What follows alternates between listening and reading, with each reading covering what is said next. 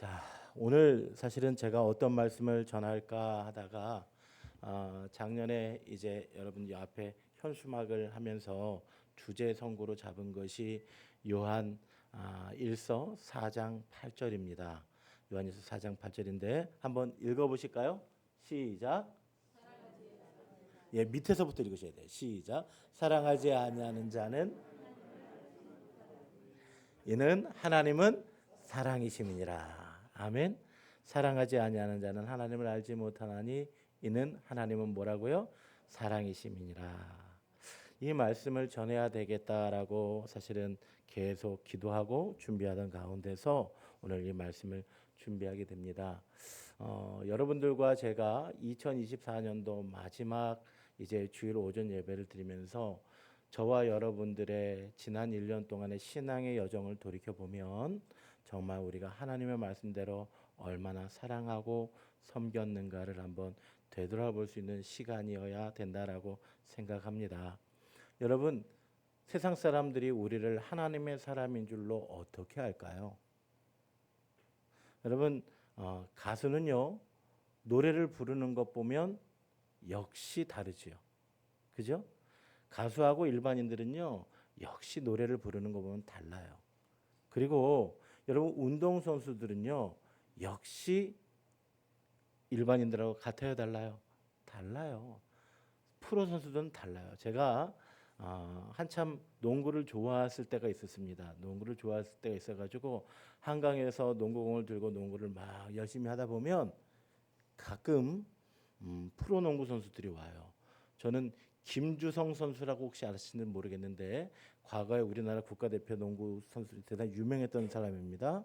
이제 DB에서 뛰었던 아주 훌륭한 프로 선수인데 그 선수랑도 같이 한번 공을 던져봤어요.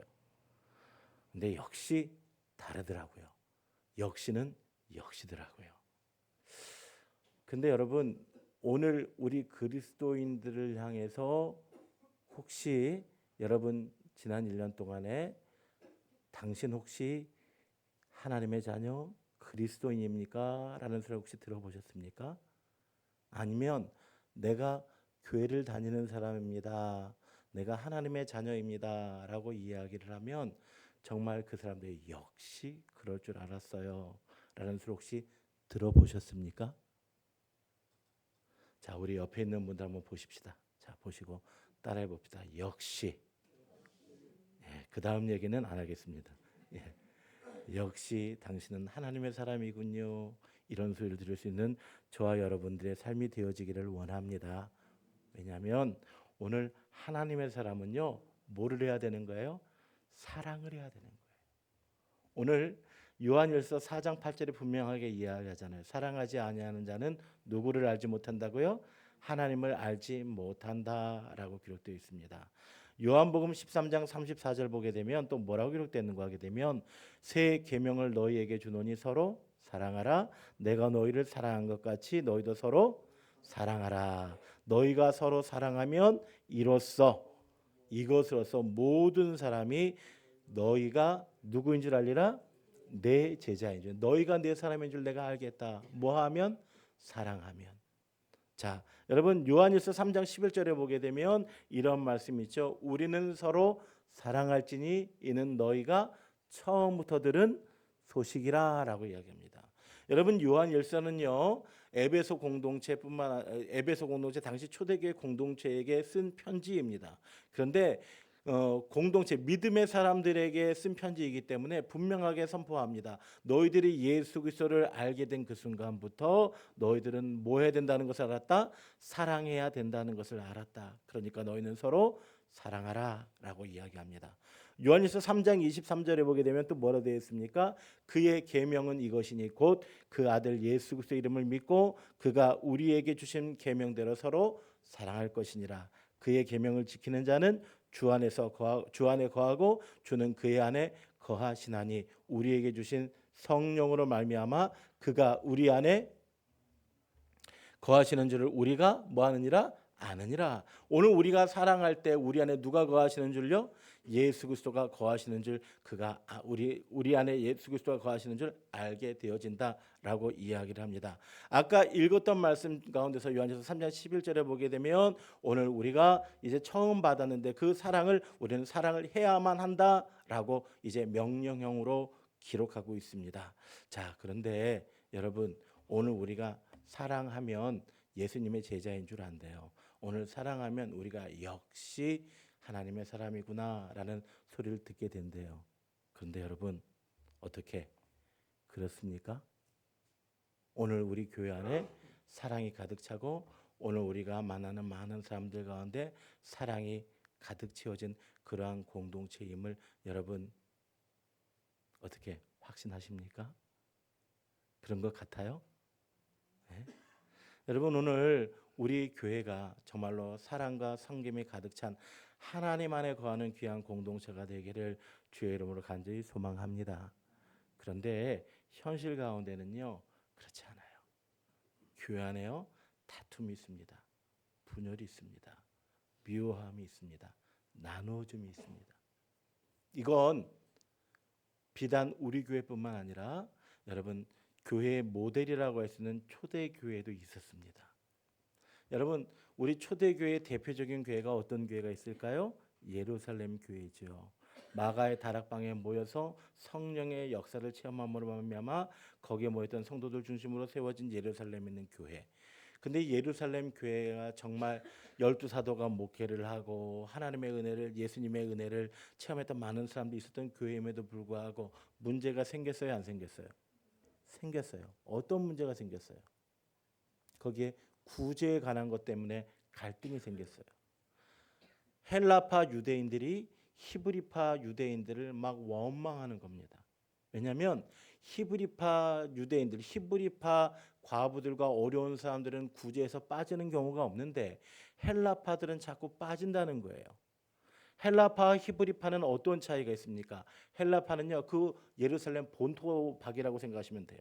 그러면 히브리파는 그런 사람들이고 헬라파는 어떤 사람들이에요? 외국에 있다가 온 뭐 재미교포쯤 이렇게 되는 사람들일 거예요. 그 사람들이 헬라 지역에 살던 사람들이 예루살렘에 와서 교회 공동체 안에 들어왔는데 이제 하나님에 의해서 네 것 내 것 가리지 아니하고 내 것을 다 내고 헌신하고 수고하는데 구제가 자꾸 자기네들이 빠지는 것 같아. 그래서 불평하기 시작합니다. 원망하기 시작합니다. 그래서 예수님의 제자들이 어떻게 합니까? 그 문제를 해결하기 위해서 12 제자들이 몇 명의 집사님을 뽑아요? 7명의 집사를 뽑게 되어집니다. 왜 12 제자들이 그런 생각을 하게 되는 거게 되면 12 제자들은 헬라파 유대인이에요? 히브리파 유대인이에요? 히브리파 유대인이겠죠. 그들은 대부분 갈릴리 지역에 있었던 그 사람들이었잖아요. 그러니까 그들은 히브리파 유대인이었어요. 그러니까 사람들이 뭐라고 생각하냐면 사실 제자들은 그렇게 하지 않았을 수도 있습니다. 공정하게 했을 수도 있는데 그들이 생각하기에 히브리파 유대인인 12 제자들이 히브리파 과부들과 히브리파의 어려운 사람들만 돕는다고 그들이 생각할 수 있을까요? 없을까요? 그럴 가능성도 있죠. 그러니까 불평하는 거예요. 원망하는 거예요. 그래서 이제 그것으로부터 공정성을 기하기 위해서 이제 7명의 집사님들을 뽑고 그들로 하여금 구제를 감당하게 하고 본인들은 뭐 했어요? 오로지 기도와 말씀 가르치는 일에 전무했다라고 사도행전은 우리에게 기록하고 있습니다. 뿐만 아니라요. 여러분 고린도 교회라는 교회 있습니다. 여러분 고린도 교회 들어보셨어요? 사도 바울이 2차 전도여행에 세웠던 교회죠. 1년 6개월 동안 그 사도 바울이 사역했었던 교회예요. 정말 당시에 이제 그 유럽의 아주 중요한 기둥이 되어지는 기반이 되어진 아주 핵심 교회 중에 하나였는데 그 고린도 교회 안에 문제가 생기기 시작합니다. 고린도 교회에는 분열이 생기기 시작합니다. 게바파가 있고 바울파가 있고 아볼로파가 있고 예수파가 있고 막 이렇게 막 나누어져요. 그래서 오늘 이 분열이 심하고 미움과 갈등이 심하게 될 때 오늘 사도 바울이 우리가 너무나 잘 알고 있는 고린도전서 13장의 이야기를 하게 됩니다. 사랑은 그죠? 사랑은 내가 천사의 말을 한다고 할지라도 뭐가 없으면 사랑이 없으면 울리는 꽹과리가 되고 사랑은 하면서 러브 이제 쭉 그런 이야기들을 해나가요. 그런데 그 앞에 배경이 어떤 말씀이 있는가 하게 되면 고린도서 12장 28절부터 보게 되면 이런 말씀이 있습니다. 하나님이 교회 중에 몇을 세우셨으니 첫째는 사도요, 둘째는 선지자요, 셋째는 교사요, 그 다음은 능력을 행하는 자요, 그 다음은 병 고치는 은사와 서로 돕는 것과 다스리는 것과 각종 방언을 말하는 것이라. 다 사도겠느냐, 다 선지자겠느냐, 다 교사이겠느냐, 다 능력을 행하는 자이겠느냐, 다 병 고치는 은사를 가진 자이겠느냐, 다 방언을 말하는 자이겠느냐, 다 통역하는 자이겠느냐. 너희는 더욱 큰 은사를 모아라, 사모하라. 내가 또한 가장 좋은 길을 너희에게 모하리라, 보이리라라고 이야기합니다. 이 말씀 무슨 말입니까? 고린도 교회 안에 놀라운 영적인 역사들이 나타나고 있었어요. 병 고치는 은사도 있는 사람도 있었고요, 귀신을 쫓는 은사가 있는 사람도 있었고요, 예언하는 사람도 있었고요, 방언하는 사람도 있었고요, 통변하는 사람도 있었고요. 정말 각종 은사를 가진 정말 사람들이 많이 있었습니다. 고린도 교회는요, 정말로 성령의 역사와 기적이 날마다 일어나는 교회였어요. 그런데 그런 교회라면 다툼이 있으면 될까요, 안 될까요? 안 돼요. 그런데 거기에도 뭐가 있었어요? 다툼이 있었어요. 거기에도 분열이 있었어요. 그래서 오늘 사도 바울이 그들에게 이야기합니다. 병 고치는 은사가 있고 방언을 말하고 귀신을 쫓아내고 통변을 한다고 할지라도 뭐가 없으면, 사랑이 없으면 아무것도. 가장 귀하고 소중한 은사, 그것은 뭐예요? 사랑이라는 거예요. 그 사랑을 구하라라고 이야기를 합니다. 오늘 본문을 우리가 읽었는데 이 본문은 요한일서입니다. 요한일서는 누가 쓴 걸까요? 사도 요한이 썼겠죠. 그죠? 요한복음, 요한 1, 2, 3서 그리고 요한계시록을 사도 요한이 썼다고 많은 학자들이 보편적으로 이야기를 합니다. 그러면 사도 요한이 어디를 향해서 쓴 편지일까요? 이 요한 1, 2, 3서 이런 거를 우리는 제가 언제가 한번 설명드린 적이 있는데, 수요일 날에 한번 설명드린 적이 있는데, 요 서신을 우리가 뭐라고 한다고요? 공동서신이라고 이야기한다고 그랬어요. 바울 서신을 보게 되면 바울은 분명한 타켓이 있어요. 고린도 교회를 향해서 보낸 편지는 무슨 편지죠? 고린도 전서, 후서. 로마 교회를 향해 보낸 편지는 로마서. 에베소 교회를 향해서 보낸 편지는 에베소서. 뭐 이런 식으로 쭉 있는데, 오늘 이 본문에 말씀해 있는 것처럼 우리 요한 1, 2, 3서는 그 교회 이름이 나와요, 안 나와요? 교회 이름도 안 나오고, 그 다음에 그 어떠한 빌레몬서와 같은 어떤 특정한 사람을 타켓으로 하지도 않아요. 이 요한 1, 2, 3서라든지 야고보서라든지 히브리서라든지 이런 것은 보통의 당시의 일반적인 하나님을 믿는 교회 공동체를 향해서 보낸 편지다 해서 공동서신이라고도 하고 일반 서신이라고도 합니다. 그런데 그럼에도 불구하고 사도 요한이 어디에 지금 머물러 있었어요? 에베소 교회에 머물러 있었어요. 어디에 머물러 있었다고요? 에베소.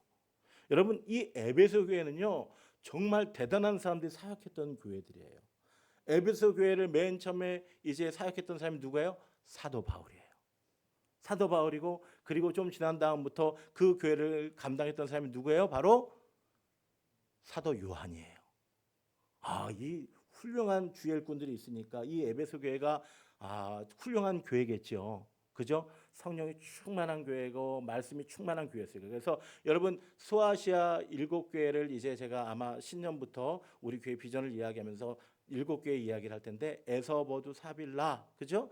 거기에 에베소 교회, 뭐 라오디게아 교회, 두아디라 교회, 이런 교회들이 있는데 그 교회가 사도행전에 나오지 않아요. 사도행전에 정확하게 이제 사도 바울이 세웠던 교회가 아니에요. 에베소 교회에서 배운 사람들이, 에베소 교회에서 제자가 된 사람들이 그쪽 교회에 가서, 그쪽 지역에 가서 교회를 세운 교회들이에요. 그러니까 교회 중에 교회, 모태가 되는 교회가 어떤 교회? 에베소 교회예요. 그러니까 이 에베소 교회는 대단히 어떤 교회예요? 중요하고 하나님 말씀을 잘 믿고 잘 듣는 그 교회가 분명하겠죠. 자, 그런데 이 교회를 향해, 이 교회에서 목회를 하는 사도 요한이 이 요한 1서에서 가장 많이 반복하고 있는 단어가 뭔지 아십니까? 사랑이에요. 사랑. 이 이야기는 뭐예요? 에베소 교회 안에 사랑이 식었다, 안 식었다? 식었다. 여러분, 요 말씀을 우리가 계시록 2장 4절 한번 볼까요? 자, 계시록 2장 4절. 자, 한번 읽어봅니다. 시작. 그러나 너를 책망할 것이 있나니 너의 처음 사랑을 뭐 했느니라? 버렸느니라. 그러므로 어디서 떨어졌는지를 생각하고 회개하고 처음 행위를 가지라. 만일 그러지 아니하면 어떻게 한다고요? 아니하고 회개하지 않으면 내가 내게 가서 내 촛대를 그 자리에서 뭐하리라? 옮기리라. 이렇게 무서운 책망을 하고 있습니다. 여러분, 에베소 교회가 무엇을 버렸어요? 사랑을 버렸어요. 여러분, 고린도 교회도 그렇고 예루살렘 교회도 그렇고 에베소 교회도 그렇고 그들에게 체험이 없었나요? 아니잖아요. 성령의 역사가 나타나지 않았나요? 아니잖아요.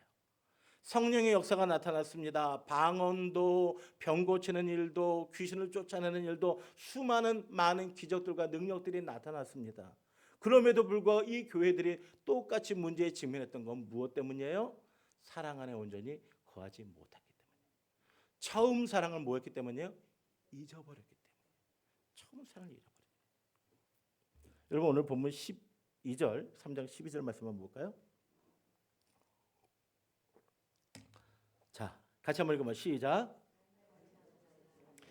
그는 악한 자에 속하여 그 아우를 죽였으니 어떤 이유로 죽였느냐? 자기의 행위는 악하고 그의 아우의 행위는 의로움이니라. 여러분, 이 얘기는 무슨 얘기예요? 가인의 이야기는 창세기 몇 장에 나와요? 4장에 나오죠. 창세기 4장에 나오는데 어떻게 이야기 시작됩니까? 가인과 아벨이 똑같이 하나님 앞에 뭐를 드려요? 제사를 드려요. 그런데 누구의 제사를 받으세요?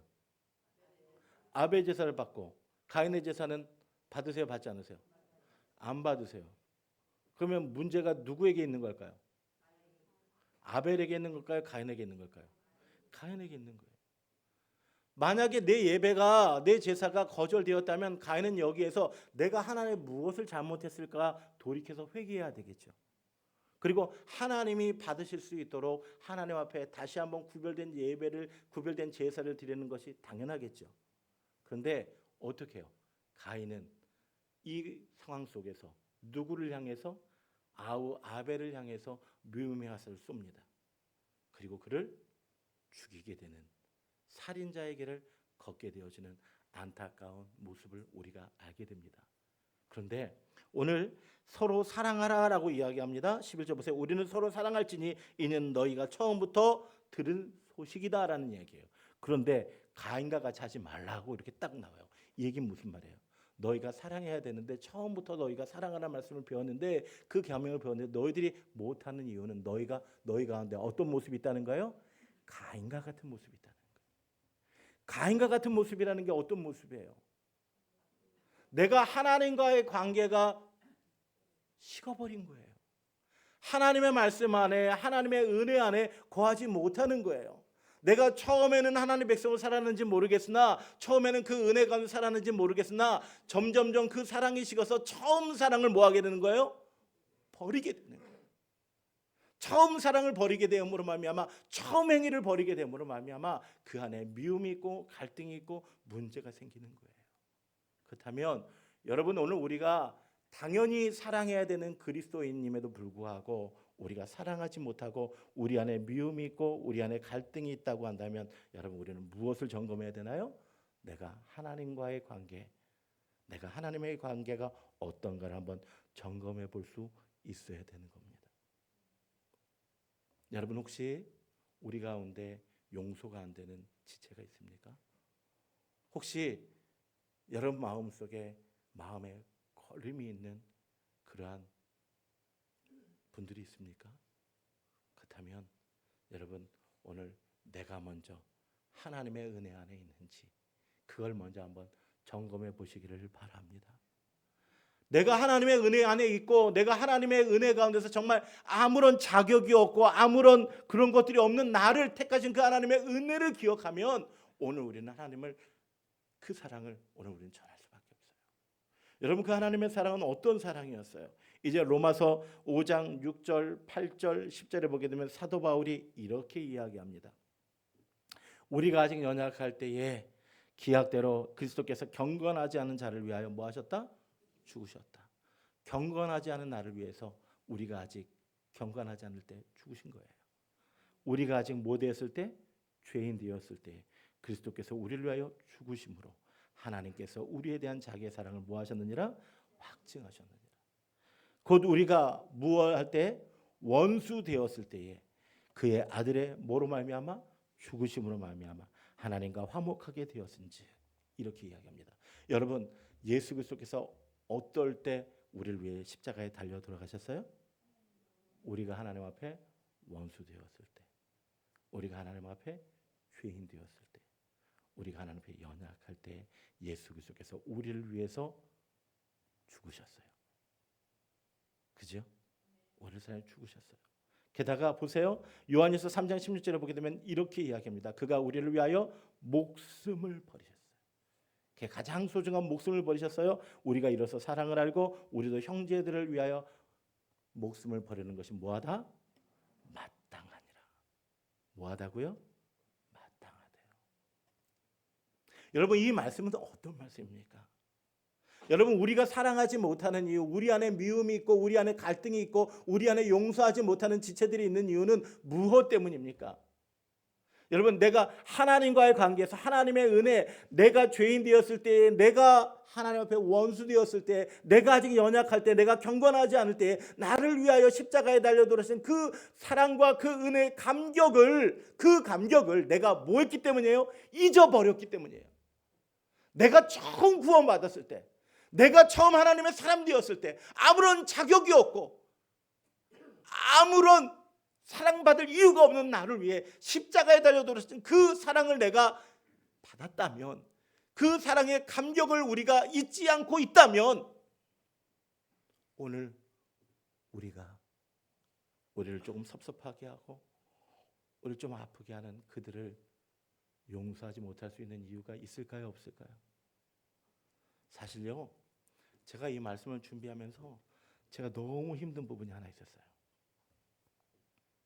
지난 한 달 동안 저를 힘들게 한 사람이 하나 있어요. 제가 이제 우리 동기회에서 사실은 제가 막내예요. 이제 신학대학원 동기 중에 88에서 제가 막내다 보니까 총무를 오랫동안 했어요. 오랫동안 하고 또 그 일을 이렇게 여러분들과 같이, 여러 목사님들과 같이 쭉 해왔는데, 저를 갑자기 어떤 사람이 저한테 막 뭐라 그러는 거예요. 정말 열심히 하고 정말 잘해줬고 많은 사람들이 다 하는데 어떤 분 한 분이 저한테 막 뭐라 그러는 거예요. 그분이 저한테 참 잘하시는 분이었거든요. 근데 뭐가 하나 수가 뒤틀렸는지 저를 해서 막 뭐라 그러는데 제가 막 화가 나겠어요, 안 나겠어요? 저도 사람이니까 화 나지요. 화가 났어요. 그래서 그분이 사실은 저한테 아침 저녁으로 전화를 하고 일주일에 2번 3번 만나서 같이 밥 먹던 사람인데 한 달 반 동안 전화를 안 했어요. 전화하면 안 받고. 너무너무 화가 나고 너무너무 속상해. 너무너무 억울해서. 그런데 참 이 말씀을 준비하고 여러분들에게 그럼에도 불구하고 사랑하라고 이야기해야 되는데 어떻게 할까? 제가 어떻게 해야 될까요, 여러분? 그래서 전화했어요. 그래서 전화해서 밥 먹자. 저는 정말 잘못한 거 죄송합니다. 일도 없어요, 그 사람한테. 근데 제가 말씀 앞에 서니까 그분이 저한테 잘해줬던 것들을 자꾸 기억하게 돼요. 저한테 그분이 참 잘해주셨거든요. 그것들이 자꾸 기억이 나고 생각이 나니까 내가 조금 섭섭하다고 그분에게 받았던 모든 것들을 다 잊어버리고 전화도 안 하고 왼수진 것처럼 이러면 안 되겠다 싶어서 전화를 드렸어요. 그랬더니 반가워하면서 전화 받더라고요. 그래서 밥 먹기로 했어요. 여러분, 오늘 우리가 내가 받은 바 은혜를 기억하고 있다면, 내가 하나님께 받았던 은혜, 그리고 내가 누군가에게 받았던, 하나님을 통해서 받았던 그 은혜들을 기억한다면, 여러분, 오늘 우리는 당연히 그를 뭐하는 것이 당연해요? 사랑하는 것이 당연해요. 근데 그 사랑은 어떠한 사랑인 줄 아세요? 어떠한 사랑이에요? 예수님과 같은 사랑이에요. 우리 예수님이 아까 말씀했잖아요. 다시 한번 요한복음 13장 볼까요? 요한복음 13장 34절. 자, 한번 돌아가 보겠습니다. 자, 한번 읽어볼까요? 시작. 아직 문자가 아직 성경 구절이 안 떴나요? 자, 다시 한번 찾아볼게요. 요한복음 13장 34절. 자, 같이 읽습니다. 시작. 새 계명을 너희에게 주노니 서로 사랑하라. 어떻게 사랑하라고요? 그 다음에 보세요. 내가 너희를 이게 문제예요. 이게. 우리가 사랑하는 건 내가 좋아하는 사람을 사랑하면 되고 내 사랑의 스타일로 사랑하면 되는데 예수님 안에 속한 사람들에게는 누구같이 사랑하래요? 예수님같이 사랑하래요. 그럼 예수님 같은 사랑은 어떤 사랑이에요? 에? 아까 얘기했잖아요. 원수 되었을 때, 죄인 되었을 때, 나를 아프게 할 때, 나를 힘들게 할 때, 나를 향해 침 뱉을 때 그때 사랑하라는 거예요. 가능해요? 그 사랑도 어떤 사랑이냐면 자기의 목숨까지 주는 사랑이에요. 여러분, 세상의 사랑은 어떤 사랑이에요? 우리가 그런 사랑을 두 종류로 이야기하잖아요. because of, 뭐뭐 때문에 하는 사랑. 그죠? 당신이 이쁘기 때문에, 당신이 나한테 잘해줬기 때문에, 당신이 내게 베푼 선의 때문에 나는 당신을 사랑하죠. 그죠? 그런데 오늘 예수님의 사랑은 뭐뭐 때문에 사랑이 아니잖아요. 어떤 사랑이에요? In spite of. 그럼에도 불구하고 내가 하나님 앞에 원수 되었음에도 불구하고 내가 죄인 되었음에도 불구하고 내가 도저히 사랑받을 자격과 조건이 1도 없음에도 불구하고 하나님이 나를 사랑하는 사랑이에요. 그죠? 하나님이 나를 사랑하는 사랑이에요. 이 사랑을 우리에게 하라고 말씀하고 계십니다. 세상은요, 기브 앤 테이크죠. 내가 하나 줬으면 하나를 뭐 해야 돼요? 받아야 되죠. 근데 예수님의 사랑은 어떤 사랑이에요? 그냥 기브 앤 기브 또 앤 기브 기브 이런 사랑을 우리는 바보 같은 사람이라고 얘기합니다. 그죠? 어리석은 사람이라고 세상 기준으로는 이야기를 해요. 세상에서는요, 높은 사람이 낮은 사람들에게 뭐 받는 게 당연해요? 섬김을 받는 게 당연해요. 세상에서는요, 먼저 된 사람이 낮은 사람 앞에서 텃세도 부리고 애헴하고 또 때로는 길도 드려야 되고 그게 당연해요. 그죠? 근데 오늘 성경은 예수님은 우리에게 뭐라고 이야기합니까? 오늘 우리가 높은 자는 낮은 자를 뭐하고 섬기고 먼저 된 자는 낮은 자를 뭐하는 거예요? 섬기는 거예요. 다르잖아요. 여러분, 성도는 뭐예요? 거룩한 사람이에요. 거룩하다는 건 뭐라 그랬어요? 다른 거라 그랬어요. 네? 거룩한 건 다른 거라 그랬어요. 세상과 다르게 살아가는 사람. 그래야 성도가 선도인 줄로 믿으시기를 바랍니다. 교회가 그래야 교회인 거예요. 남들이 하는, 세상이 하는 그 삶의 방식대로, 삶의 어떤 힘의 논리대로 그렇게 살아가는 것이 아니라 우리가 비록 손해를 보고 우리가 조금 억울하고 우리가 조금 마음이 편하지 않아도 오늘 하나님께서 우리에게 주신 명령이라면 오늘 내가 하나님께 받은 그 은혜를 기억하면서 내가 하나님을 사랑하듯이 내 이웃들과 나를 아프게 한 그 사람을 사랑하는 것, 이것이 바로 성도의 사랑인 줄로 믿습니다. 여러분, 그런데 이 사랑하는 게 너무나 어렵습니다. 나도 사람이니까, 나도 속상하니까, 나도 상처받았으니까, 나도 아프니까, 그죠? 그런데 하나님께서 우리에게 뭐라고 하시는가 하게 되면 성경을 계속 읽어나가 보겠습니다. 자, 19절 볼까요? 19절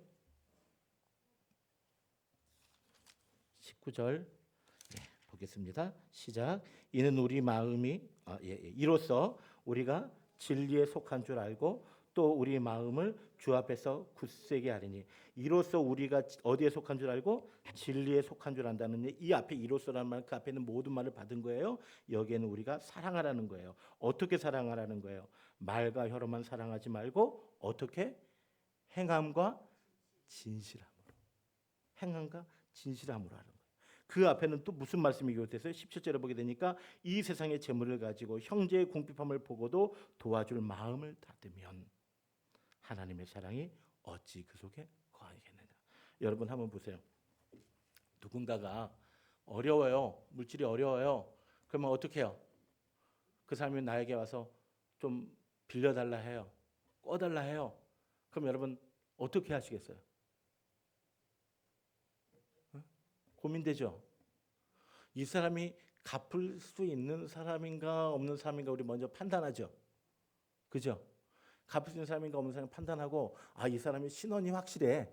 이 사람 분명히 갚을 거야. 그럼 우리는 좀 찜찜해도 빌려줄 수 있어요 없어요?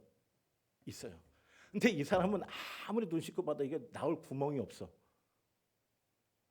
그러면 여러분 주겠어요? 근데 여기 보게 되니까 뭐라고 해요? 형제 궁핍함. 궁핍함이라는 얘기는 지금 도대체 받을 수 있는 상황이에요, 안 상황이에요? 못 받을 것 같아. 근데도 마음을 닫으면 안 된대. 그죠? 그럼에도 불구하고 마음에 닫으면 안 돼요. 그러면 마음을 닫으면 하나님의 사랑이 그 속에 거하지 않는 거라는 거예요. 그래서 뭐라고 해야 돼요? 자녀들아, 우리가 말과 혀로만 사랑한다고 이야기하지 말라는 거예요. 사랑합니다. 뭐 우리가 이렇게 이야기하는데 막상 힘들고 어려운 순간에 내가 이 사람을 내가 도와주면 그 사람이 나한테 도움이 안 될 것 같아. 오히려 내가 떼임을 당할 것 같아. 그러니까 나는 못 주겠다. 이렇게 얘기하면 그거는 뭐로 하는 사랑이라 그래요? 말과 혀로만 하는 사랑이래요. 요 이야기를요 야고보서도 기록하고 있죠. 야고보서 2장 한번 볼까요? 자, 야고보서 2장 14절, 15절, 16절 볼게요. 내 형제들아, 만일 사람이 믿음이 있노라고 행함이 없으면 무슨 유익이 있으리요? 그 믿음이 능히 자기를 구원하겠느냐? 만일 형제나 자매가 헐벗고 일용할 양식이 없는데 너희 중에 누구든지 그에게 이르되 평안히 가라, 덥게 하라, 배부르게 하라 하며 그 몸에 쓸 것을 주지 아니하면 무슨 유익이 있으리요? 이와 같은 사람은 어떤 사람이에요? 행함이 없는 믿음을 소유한 사람이에요. 이 사람 안에는 그리스도의 사랑이 없는 거예요. 말로만 덥게 해라, 평안히 가라, 배부르게 하라, 이게 아니라 그 사람을 배부르게 해주고 그 사람을 따뜻하게 해주고 그렇게 하라는 거예요. 참 어렵죠? 어려워요.